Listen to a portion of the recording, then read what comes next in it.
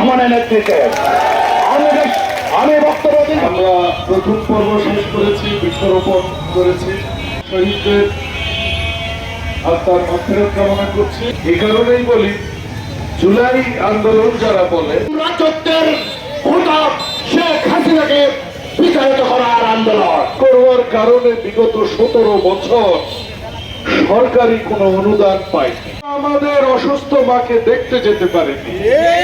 আমরা আমাদের